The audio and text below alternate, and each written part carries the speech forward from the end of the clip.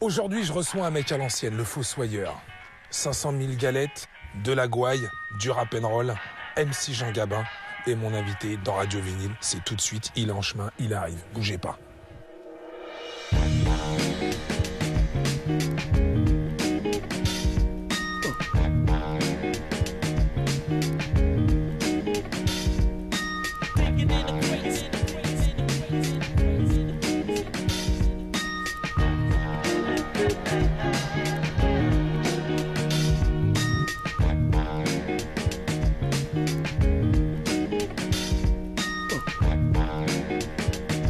Charles, MC Jean Gabin, comment je t'appelle? Bah, comme tu veux. Bah moi, ça a toujours été Charles. Hein. Sauf Laurent. Ouais. Ou Petit Charles. Voilà, c'est ça.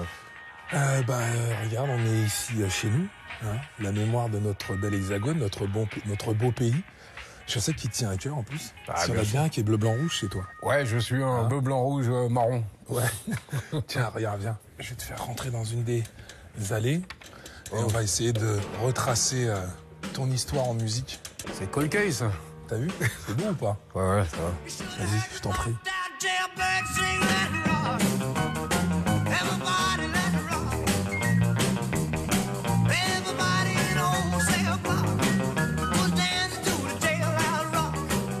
Voilà le mec qui fait que Johnny Hallyday en vit aujourd'hui, je préfère vous le dire. Mais lui, voilà, il a changé énormément de choses. Voilà. Et il a pris ça à je sais pas qui, mais bon, voilà. Non, il était bon. Ça va te parler, ça. Ça, c'est toi, ça. Wow. Mais alors, j'arrive pas à comprendre. Faut que tu m'expliques. Scorpion. Scorpion. Ich bin ein deutscher Burger. Je comprends pas. Mais non, j'ai toujours aimé les riffs. Du métal. Ouais. Ah ouais. Toujours.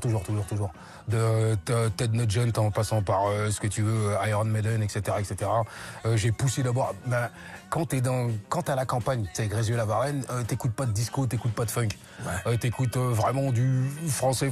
Plus après, tu pars dans des trucs, téléphone, AC/DC, Van Halen, qu'est-ce qu'il y avait encore comme Trust. Hein, voilà, Trust. Social, et après, j'étais parti ailleurs.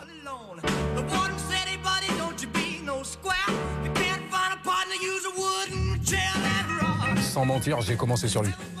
Voilà. Inspiré. C'est ce qui a fait que j'avais pas envie de rapper, je parlais sur la musique parce que c'est lui. Symphonie en ré mineur, Rédemption. Ouais, ça doit être un truc bien alors. C'est pour toi, Rédemption, c'est pour moi. Tu te débrouilles avec ça. César Franck, voilà. Frédéric François. Frédéric François, lui ou Hervé Villard, un des deux, ils sont dans le même délire à peu près. Ouais, t'as une vraie culture de chansons françaises. Je suis né en France, à ce que ça sache. Voilà quoi. J'ai vraiment aimé Alain Chamfort parce qu'il avait des chansons qui, tu sais, quand t'es à la DAS, qui te font rêver un peu. Ouais. Tu vois, qui font vraiment un peu rêver et c'était la voix un peu. Il avait une voix douce, même si Claude François il aimait pas trop. Mais moi je l'aimais bien. Manu rêva. Où es-tu, Manu rêva? Moi je te propose qu'on se replonge dans tes souvenirs. Vas-y. Ouvre cette boîte, tu vas voir, et dedans, normalement en musique. Barricade Abraham. Alors. Tu parcours-le et extrais les disques qui te feraient plaisir. What the fuck? Alors ça, c'est de Brooklyn BM de Q-Band. Ça, c'est bon, ça. Ouais. Ah ouais, ACDC. ACDC. Merci.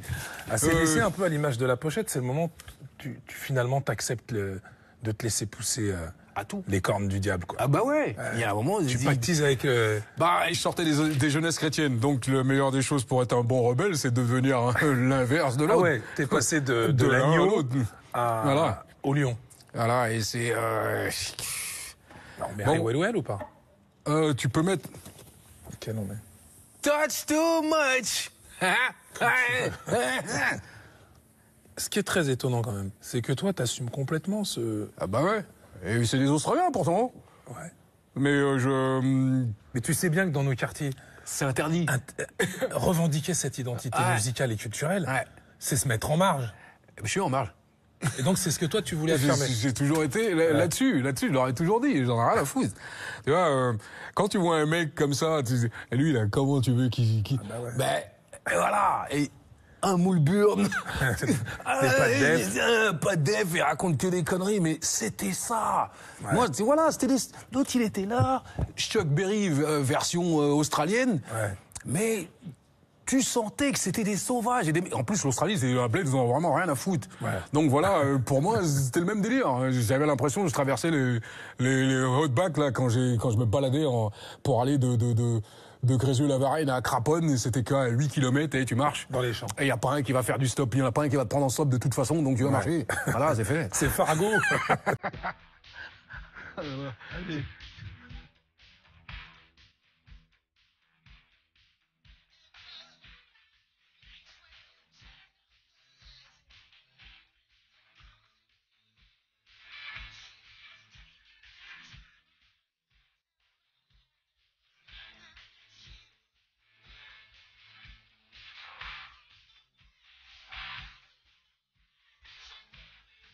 Là, j'aurais pris le serpillard, j'aurais mis sur la tête, j'aurais couru partout.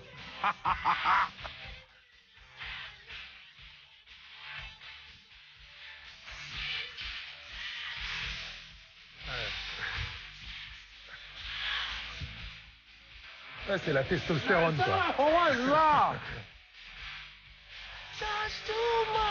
Et là, je reste tranquille, parce que... Voilà.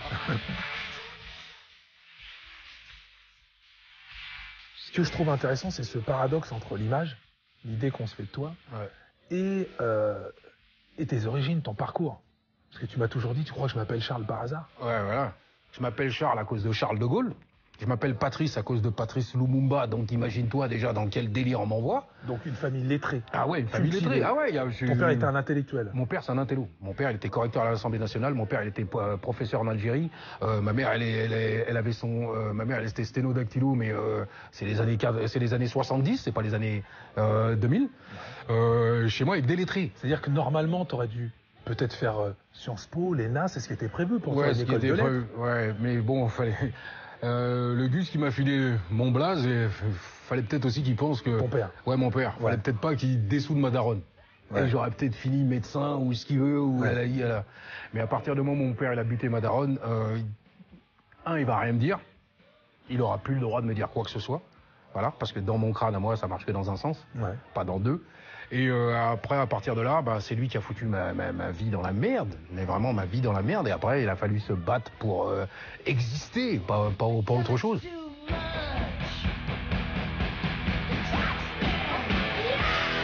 La meilleure chanson que je trouvais chez Michael Jackson, elle est ici. Ah ouais? Almost There. Quand je l'écoute, je suis pas bien.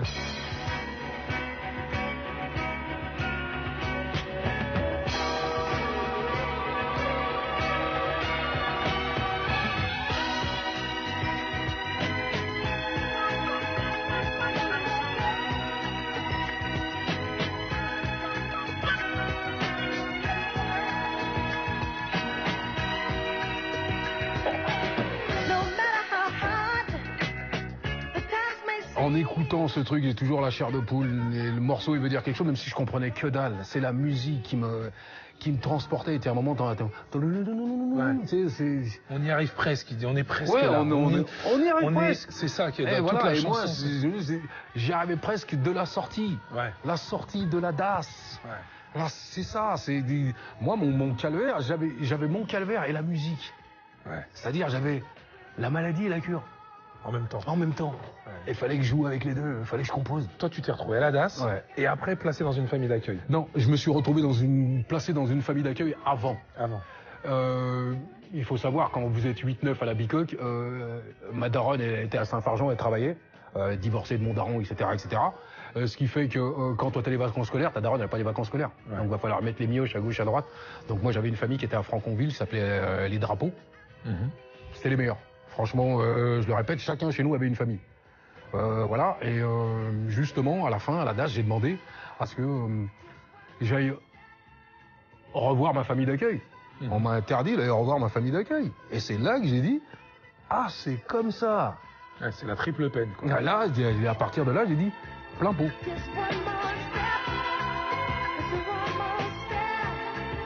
Là.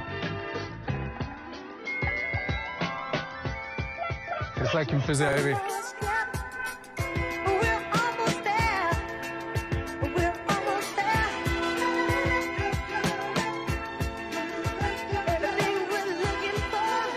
Bien, Charles.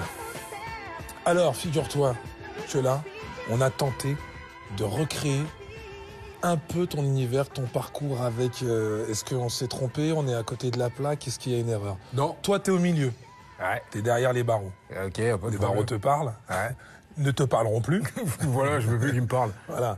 Mais on va dire que ce mot-là, Revolution of the Mind, J'ai toujours été là-dedans. voilà, il colle bien à ton identité, à ta personnalité. Y a pas de problème. Niggas with attitude. Fuck the police! Ouais. Ça a permis à une génération de régler un contentieux avec Avec les forces de l'ordre, l'establishment, etc., etc. Mais la politique que j'ai eue en étant emmerdeux, je crois que c'est lui qui me l'a filé dans la bouche. Renaud, c'est lui qui t'a politisé. Tu sais, quand tu pousses avec Pierrot et compagnie, ça te fait gamberger énormément. Ça, c'est... Ça et ça. Ça a toujours été mon univers. Je le répète, ça a toujours été mon univers. Que ce soit satanique ou pas. Moi, je regarde même... J'arrive à me transporter. Je te dis, avec les riffs, les mecs... Je te dis, si t'écoutes Van Halen en concert qui dure au moins 4-5 heures, où les mecs, t'as l'impression ils se font des opéras. Ouais, ils se font des pougnettes. Ok, je joue bien, j'ai 8 guitares, là. T'écoutes, comment il s'appelle, le frangin des deux, là. Il y a un moment, tu pars. Et moi, c'est ça. Et j'y suis pour rien, voilà.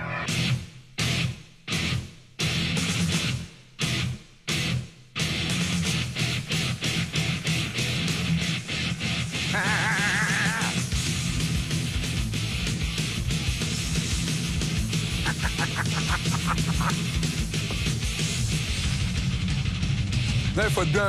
Je le dis au Kemé, il faut être bien. Tu m'as jamais vu écouter la ciguë? Non. Mon pied, il est que ça. T'aurais dû faire batteur.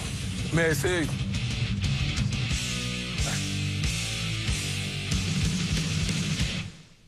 Allez. Là, ils étaient... Quelle année, ça? Je sais plus, mais c'est eux qui ont... Metallica, ils ont ramené justement cette sorte de... T'accélères, les riffs, ils ont... Voilà, qui a été repris par d'autres, mais c'est eux les premiers.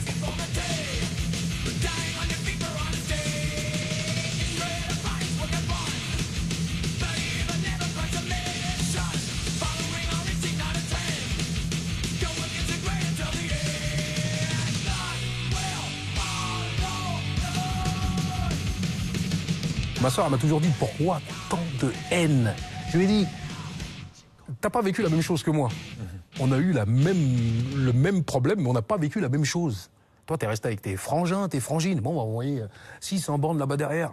Ouais. Donc, ça veut dire qu'à un moment, tu dois faire comme si t'as pas de famille. C'est déjà, tu perds ta mère, ouais, et en plus, on te déracine. Quand tu viens de Paname et tu te retrouves à Grézieux-la-Varenne, tu dis, c'est quoi ce truc de merde? Ouais. C'est plus là où tu t'es retrouvé qui a posé problème, ou c'est le fait que tout d'un coup, t'étais plus dans ta cellule familiale, quoi. Tout explose. Les deux. Les deux ensemble. Les deux. Pour moi, j'ai vécu une double, triple, quadruple peine toute la journée.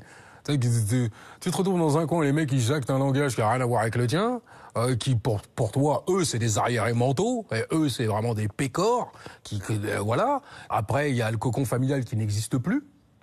Là, après, c'est un cocon avec tout ce qui est, entre guillemets, rejetable, parce que quand tu étais à l'assistance publique, tu étais déjà rejetable dès le départ, je veux dire, tu avais déjà une étiquette, et c'était mort. Après, c'est fini. Mais tu t'en tamponnes, en fin de compte, tu dis, il faut vivre. Il y a des mecs qui ont des vies, elles étaient plus dégueulasses que la mienne. Si vous vous en sortez, je m'en sortirai aussi.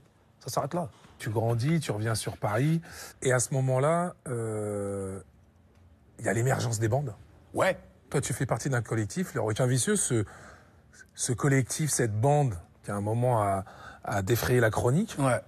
À l'origine, c'est un groupe de potes qui dansent. C'est des danseurs qui se retrouvent à la Grange aux Belles. Voilà. Et c'est là que tu commences à voir, on a à peu près tous le même âge. Et après, tu regardes à l'intérieur, il y a des gus qui ont des problèmes, qui sont peut-être liés aux tiens, ou qui sont pas très loin. Il y en a, leurs parents, ils se sont barrés en Afrique, ou ils sont en Belgique, ils en ont rien à foutre, ils ont laissé les merdeux, ils ont 13, 14, 15 ans, il va falloir qu'ils se démerdent. Donc le point commun de toute cette petite équipe, c'est les parents. C'est la cellule familiale. C'est la cellule familiale et la musique.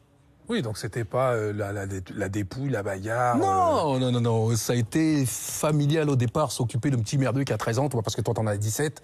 Voilà, etc. Et la musique nous a mis. D'ailleurs... Celui-là? Zap. Zap. Donc Zap, Zap, c'est la danse. Zap. Zap, c'est la danse. Hein. Il n'y a pas Compute Your Love là-dedans, mais c'est pas grave. C'est pas encore le hip-hop, Zap.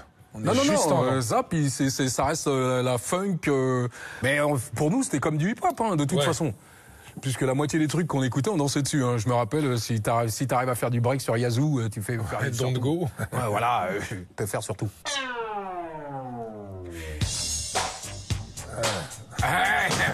C'était pas le break, mais c'était le début. Je me rappelle. Ah, c'était bien. Ouais.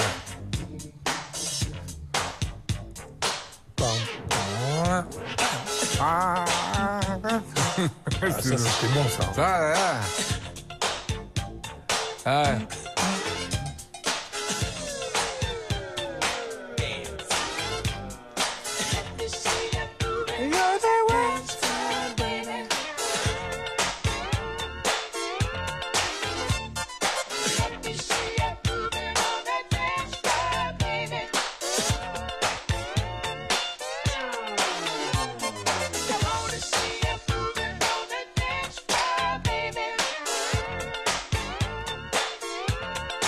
J'ai trouvé cette galette-là, que je trouve des plus étonnantes. C'est le 10e anniversaire d'un groupe qui n'est pas encore connu. C'est pas le Kool and the Gang de notre enfance quand on avait 14-15 ans, c'est le Kool and the Gang d'avant. Il manque une tronche. Absolument. Je le vois là. Le chanteur beau gosse n'est pas là. Absolument. Voilà. Qui était instituteur, qu'ils ont intégré suite à un casting. Ouais. Et ce disque est extraordinaire parce qu'ils fêtent leur 10e anniversaire et ils expliquent un peu... non seulement l'histoire du groupe, mais un élément très important, c'est que le père du fondateur du groupe, Kool Bell, son père était un boxeur professionnel et avait pour meilleur ami Miles Davis. Donc Miles Davis venait chez lui prendre des cours de boxe et apprendre un petit peu l'univers et le monde de la boxe. Et en contrepartie, Miles Davis s'occupait des enfants du père Bell et leur a permis petit à petit de créer le groupe, d'avancer dans l'industrie de la musique. Et le dernier élément qui fait que ce groupe-là est très particulier, c'est que ils ont été faire un stage chez Berry Gordy. Et quand ils sont revenus, ils ont dit, on va faire exactement la même chose que Motown. On va créer une revue dans laquelle on va prendre les meilleurs groupes du New Jersey et on va tourner. Et c'est comme ça que Kool and the Gang est né.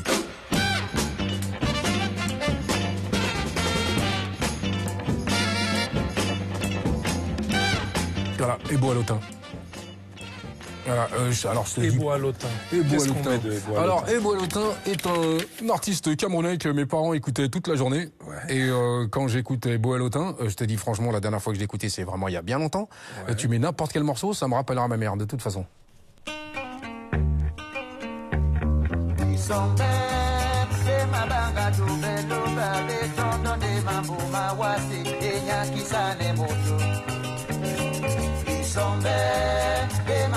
Langa bibe eko sande mangando bare ese di bumbe diba sondi besi malami tinto ebuka tenge manda boma sinima na dongela mulambamba kampeke mwa boma soki. À quel moment t'es camerounais? Jamais je t'ai vu revendiquer... Alors je t'explique. Ouais. Si t'es un bon français, pourquoi quand tu me demandes ce que je suis, je te dis que je suis français, tu cherches mes origines? Donc t'es pas un bon français. Un bon français, c'est celui qui pose pas cette question. Voilà. Tu veux dire qu'en fait, la question en elle-même, qui consiste à te demander ce que tu es, finalement, au lieu de te rapprocher de ce que tu es, de ton identité française, elle t'exclut. Elle te donne envie d'en sortir. Mais c'est ça le grand problème. Donc moi, je me regardais comme ça, je dis, pourquoi vous êtes toujours en train de me faire chier avec l'Afrique? Je sais même pas c'est où cette histoire. La seule chose que je connaissais de l'Afrique, c'était Tarzan. Tarzan et Daktari. Je suis désolé, je suis né ici. Tu vois ce que je veux dire? Donc les Kémés, ils sont là, ils disent, ouais, ok. Ouais, je me rappelle quand mes parents ils me disaient, ouais, on va aller au Cameroun. Non.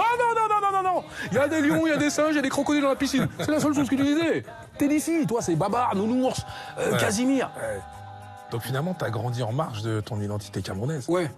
À tous les niveaux, même on peut prendre des domaines aussi accessibles que La cuisine, J'ai une la grand-mère. musique. J'ai une grand-mère. C'est ma grand-mère qui a fait en sorte, par des petits plats, par des petits machins, à faire en sorte de ne pas oublier d'où elle vient. Ouais. D'accord. Parce que tu peux pas dire d'où tu viens. T'y as jamais été. Pourtant, c'est même pas une villégiature, t'y as jamais été. Désolé, je suis un dingue. Mais non. voilà mon Ton film. mon C'est film. Scarface ou c'est ça? C'est ça. Scarface ne m'a jamais Non. rien fait. M'a absolument rien Warriors fait ou du ça? tout. Mais celui-là. Ah ouais, Je d'accord. mets les deux. Ah ouais. Parce que Ouais. là, c'est le début de toute ma putain de vie. C'est grâce à lui que j'ai voulu me barrer ailleurs de la France. Ah ouais. C'est grâce à lui que j'ai voulu aller en Turquie. C'est grâce à lui que j'ai voulu voir le monde. Qu'est-ce qu'il y avait derrière chez moi. En regardant ce film, je me suis dit, bon, ok, il a loupé son truc. Il est resté. Tu sais, quand j'ai fait 5 ans ou trop en Allemagne, Ouais. chaque jour, je pensais à lui. Ah ouais. Chaque jour, je pense à lui, je dis, si lui, il a réussi à le faire, je vais réussir à le faire. J'ai fait du sport, les pompes qu'il fait là, avec son copain, là, bon, sauf que j'étais tout seul dans ma cellule, hein, donc c'est beaucoup plus simple. J'ai fait exactement la même chose. Tout comme lui. Billy Eyes.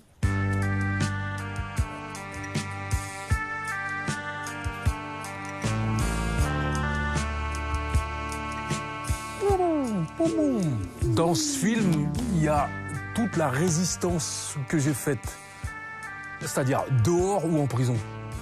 Voilà, ce film m'a motivé, ce film c'était mon moteur en me disant il faut que j'aille voir ailleurs. T'as identifié tes combats, tes mots, MAUX, À ça, grâce à ce film. grâce à ce film.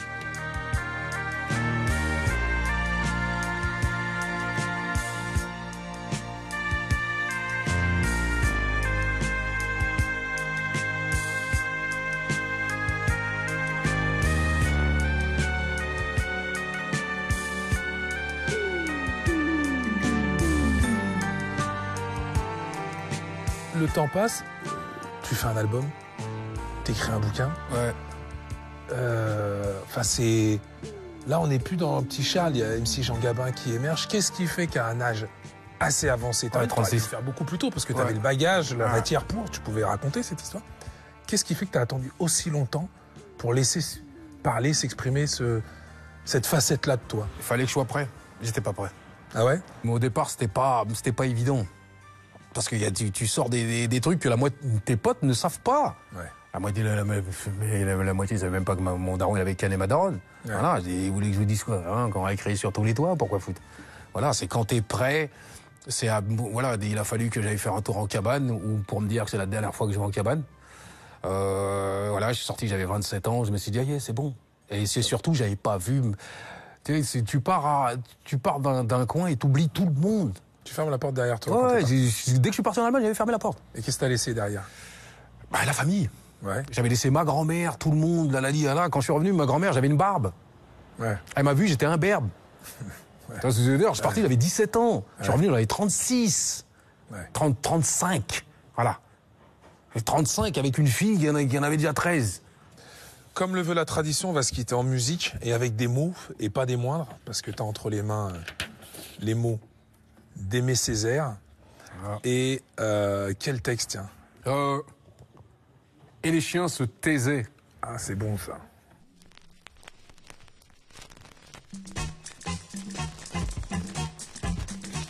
Je suis un homme de soif. Bonne qui circule fou autour des mares empoisonnées. Liberté ô ma grande bringue. Les jambes poisseuses. Du sang neuf. Ce long poème qualifié tour à tour d'oratorio, lyrique, de tragédie, illustre le mythe de la négritude et ses diverses facettes, découverte de l'identité martiniquaise. J'ai remonté avec mon cœur l'antique silex. Le vieil Amadou dispose par l'Afrique au fond de moi-même. Conquête d'un nom d'homme, rédemption des opprimés grâce au sacrifice de l'esclave révolté. Humanisme universel, somme de tous les particuliers, non quelconque dénominateur abstrait. Je suppose que le monde soit une forêt bon, soit une forêt bon. Il y a des baobabs, du chêne vif, des sapins noirs, du noyer blanc, Je veux qu'ils poussent tous, bien fermes et durs, différents de bois, de porc, de couleurs, mais pareillement plein de sève et sans que l'un n'empiètent sur l'autre, différents dans leur base, mais oh, que leurs têtes ne se rejoignent, oui, très haut, sur les terres égales, à ne former pour tous qu'un seul toit. Je dis l'unique toit. Tu t'es l'air.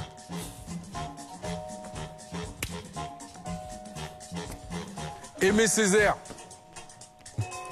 je pourrais me mettre en étant juste un révolté. Parce que ce qu'il a fait, c'est beaucoup trop gros pour moi, voilà.